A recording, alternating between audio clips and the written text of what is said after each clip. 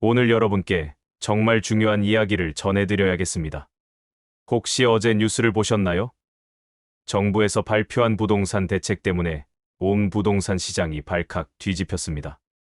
여러분께서 평생 모은 돈으로 마련한 소중한 집, 그리고 노후 자금으로 생각하고 계신 부동산 자산들이 하루아침에 완전히 다른 상황에 놓이게 되었습니다. 25억 원짜리 집을 가지고 계신 분은 이제 겨우 2억 원밖에 대출을 받을 수 없게 되었고, 전세를 끼고 집을 사려던 계획들도 모두 물거품이 되었습니다. 더 충격적인 것은 이번 규제가 서울 전체와 경기도 주요 지역을 모두 덮쳤다는 점입니다. 그동안 강남 몇 개 구에만 적용되던 강력한 규제가 이제는 서울 어디든, 경기도 어디든 적용된다는 말입니다. 과연 이것이 우리에게 어떤 의미인지, 우리가 가진 자산은 어떻게 되는 건지, 그리고 앞으로 어떻게 대비해야 하는지 오늘 이 시간에 자세히 말씀드리겠습니다. 이번 변화를 제대로 이해하지 못하면 큰 손실을 입을 수도 있습니다. 끝까지 들어보시기 바랍니다. 안녕하십니까? 저는 김재호 세무사입니다. 지난 25년간 세무 업무를 해오면서 수많은 기업인분들과 자산가분들의 세무 고민을 함께 해결해왔습니다. 먼저 정확히 무슨 일이 벌어진 건지부터 설명해 드리겠습니다.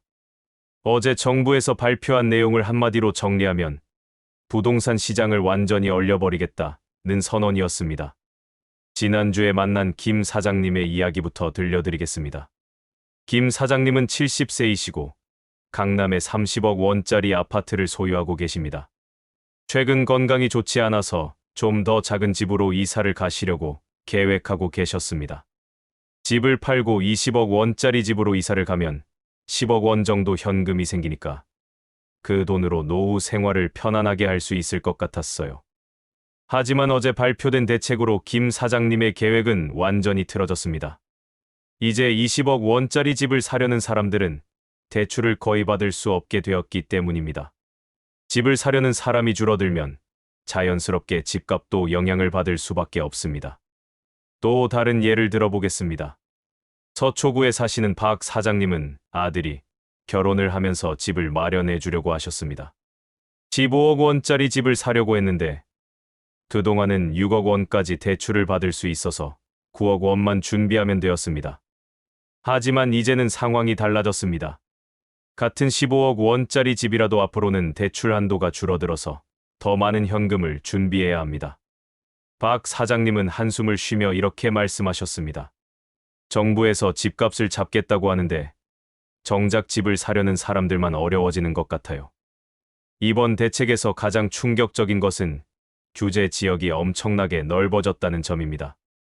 그동안은 강남구, 서초구, 송파구, 용산구 이렇게 서울의 4개 구에만 강한 규제가 적용되었습니다. 하지만 이제는 서울 전체 25개 구가 모두 규제 지역이 되었습니다. 강북구든 은평구든 노원구든 어디든 상관없이 모두 똑같은 강한 규제가 적용된다는 말입니다. 여기서 끝이 아닙니다. 경기도의 주요 지역들도 모두 규제 지역에 포함되었습니다. 과천시, 광명시, 성남시, 수원시, 안양시, 용인시, 의왕시, 하남시까지 총 12개 지역이 추가되었습니다. 실제로 의왕시에 거주하시는 최 사장님의 경험담을 들어보겠습니다. 저희 동네는 그동안 조용했는데 갑자기 규제 지역이 되니까 동네 사람들이 모두 당황하고 있어요. 어제까지만 해도 평범한 동네였는데 오늘부터는 강남과 똑같은 규제를 받게 되었으니까 말이죠. 더욱 중요한 변화는 그동안 아파트에만 적용되던 규제가 이제는 연립주택과 다세대주택까지 확대되었다는 점입니다. 아파트가 포함된 단지 내의 모든 주택이 규제 대상이 되었습니다. 이것이 무슨 의미인지 구체적인 예를 들어보겠습니다.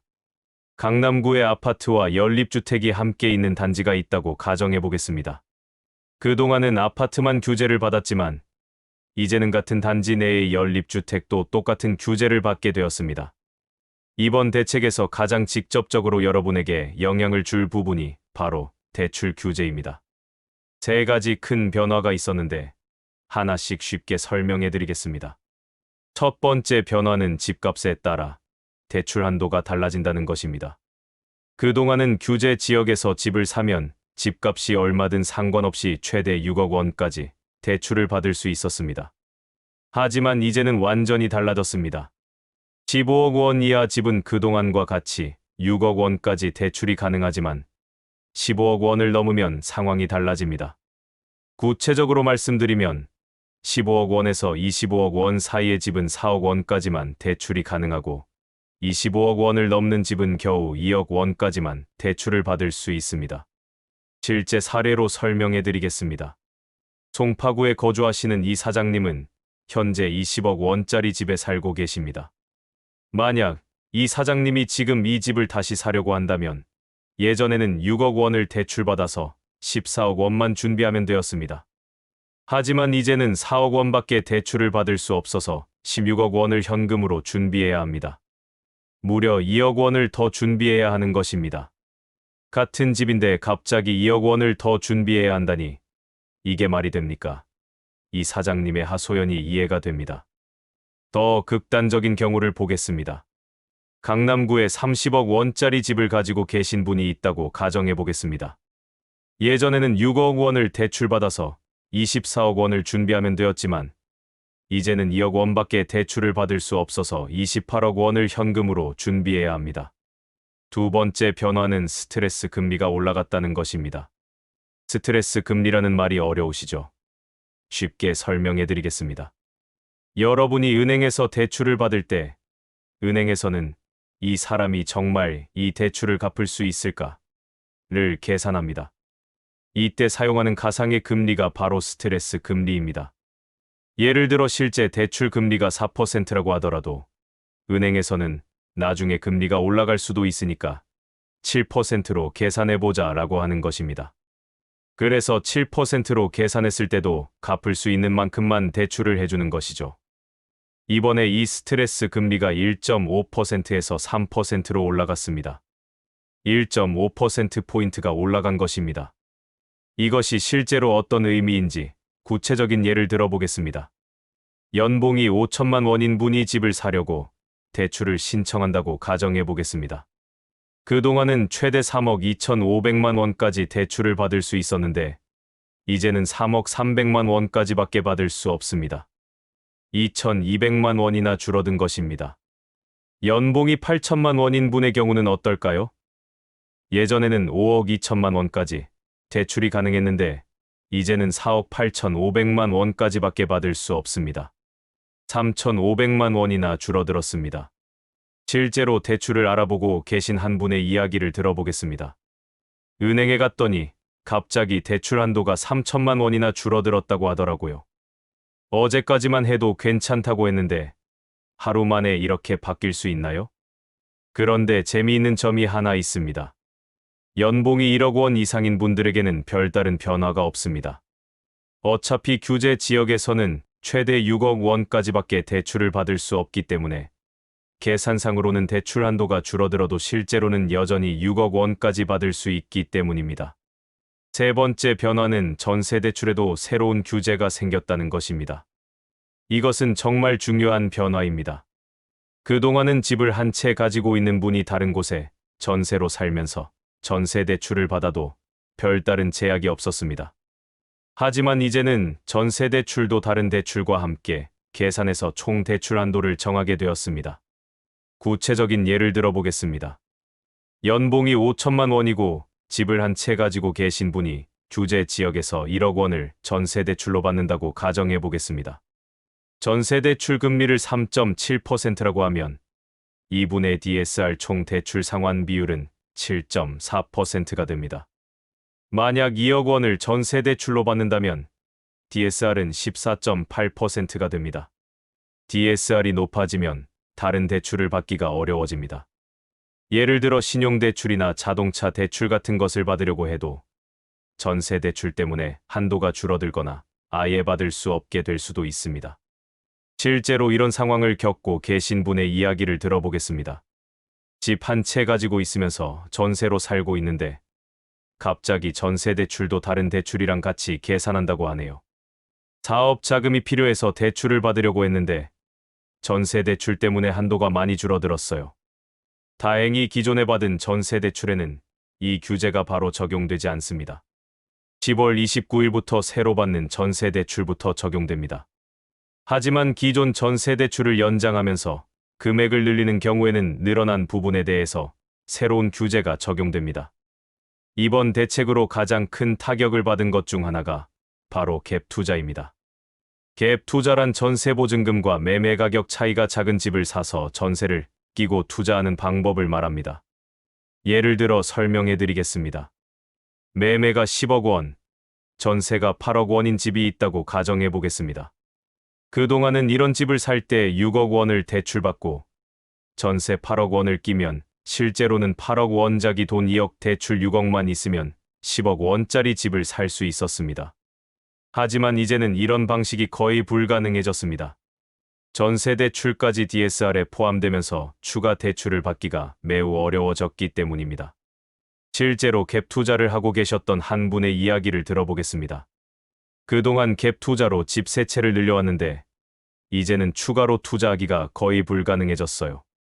전세 대출도 다른 대출이랑 같이 계산하니까 더 이상 대출을 받을 수가 없어요. 이런 변화는 투자 목적으로 집을 사는 사람들을 겨냥한 것입니다. 정부에서는 실제로 살 목적이 아닌 투자 목적의 주택 구매를 막겠다는 의도를 분명히 했습니다. 그런데 모든 경우에 이런 강한 규제가 적용되는 것은 아닙니다. 재건축이나 재개발로 인해 이사를 가야 하는 경우에는 예외가 인정됩니다.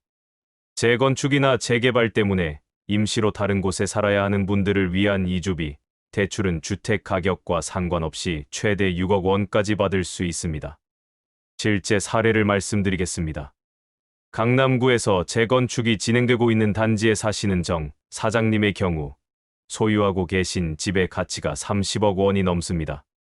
새로운 규제에 따르면 이런 고가 주택에는 2억 원까지밖에 대출이 안 되지만 재건축 때문에 임시로 거주할 집을 마련하는 이주비 대출은 6억 원까지 받을 수 있습니다. 재건축 때문에 2년 정도 다른 곳에 살아야 하는데 다행히 이주비 대출은 기존과 똑같이 받을 수 있다고 하네요. 이는 재건축이나 재개발로 인해 어쩔 수 없이 이사를 가야 하는 분들의 부담을 덜어주기 위한 배려라고 할 수 있습니다. 이번 대책에 대해 전문가들의 의견이 크게 엇갈리고 있습니다. 한쪽에서는 역대 최강의 규제라고 평가하는 반면 다른 쪽에서는 선거용 임시방편이라고 비판하고 있습니다. 긍정적으로 보는 전문가들은 이렇게 말합니다. 정부가 사용할 수 있는 모든 수단을 동원해서 강력한 의지를 보여줬다.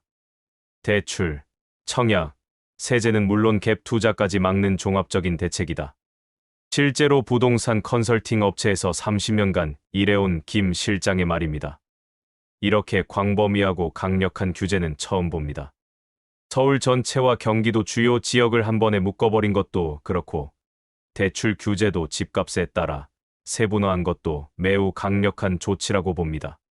하지만 반대 의견도 만만치 않습니다. 비판적으로 보는 전문가들은 이렇게 말합니다. 정부가 정말 집값을 내릴 의지가 있다면 공급 확대 방안도 함께 내놨어야 한다. 수요만 억누르고 공급은 그대로 둔다면 언젠가는 다시 집값이 오를 수밖에 없다. 한국주택학회에서 20년간 연구해온 박 교수의 의견입니다. 이번 대책의 이름도 안정화 대책이지 집값 인하 대책이 아닙니다. 결국 집값을 내리겠다는 것이 아니라 더 이상 오르지 않게 하겠다는 의미로 해석됩니다. 그렇다면 이런 상황에서 우리는 어떻게 대비해야 할까요? 몇 가지 현실적인 방안을 말씀드리겠습니다. 첫 번째, 급하게 판단하지 마세요. 이런 큰 변화가 있을 때는 시장이 일시적으로 혼란스러워질 수 있습니다.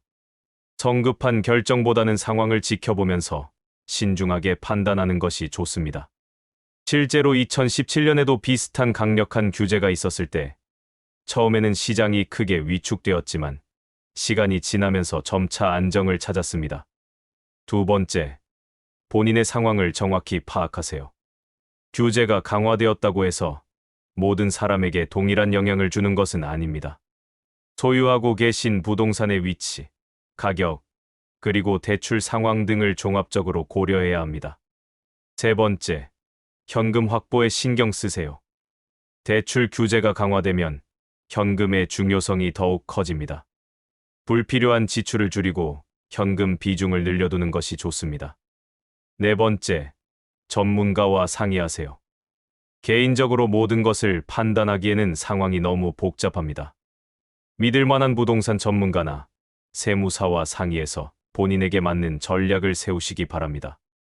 이번 규제가 부동산 시장에 미칠 장기적인 영향에 대해서도 생각해 볼 필요가 있습니다. 정부의 의도는 분명합니다. 투기 수요를 차단하고 실수요자 중심의 안정적인 시장을 만들겠다는 것입니다. 하지만 이런 강력한 규제가 장기간 지속될 수 있을지는 의문입니다.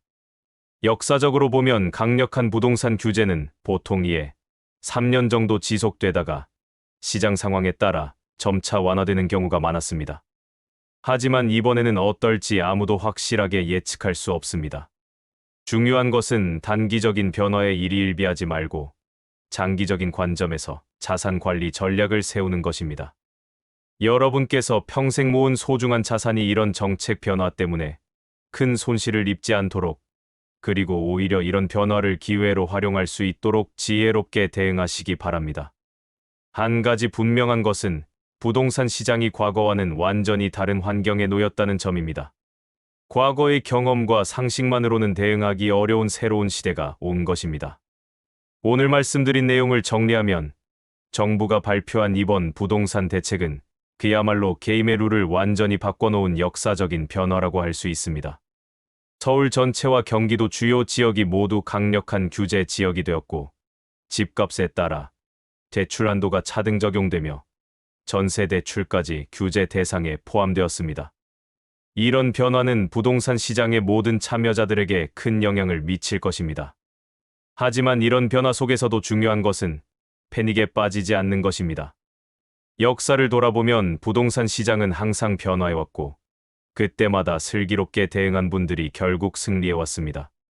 여러분께서도 이번 변화를 위기가 아닌 기회로 받아들이시고 신중하게 대응해 나가시기 바랍니다. 급한 마음에 성급한 결정을 내리기보다는 충분히 정보를 수집하고 전문가와 상의해서 본인에게 맞는 최선의 방법을 찾으시기 바랍니다.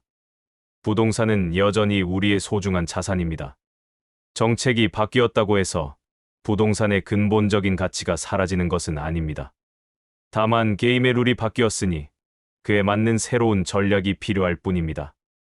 여러분 모두가 이런 변화 속에서도 안정적으로 자산을 관리하시고 편안한 노후를 보내실 수 있기를 진심으로 바라며 오늘 이야기를 마치겠습니다. 오늘 이 영상이 도움되셨다면 구독과 좋아요 부탁드립니다. 그리고 알람 설정까지 하시면 저희 채널에서 최신 소식들을 빠르게 확인하실 수 있습니다. 여러분의 작은 성원이 앞으로 더 많은 영상을 제작하는 데 큰 도움이 됩니다. 감사합니다.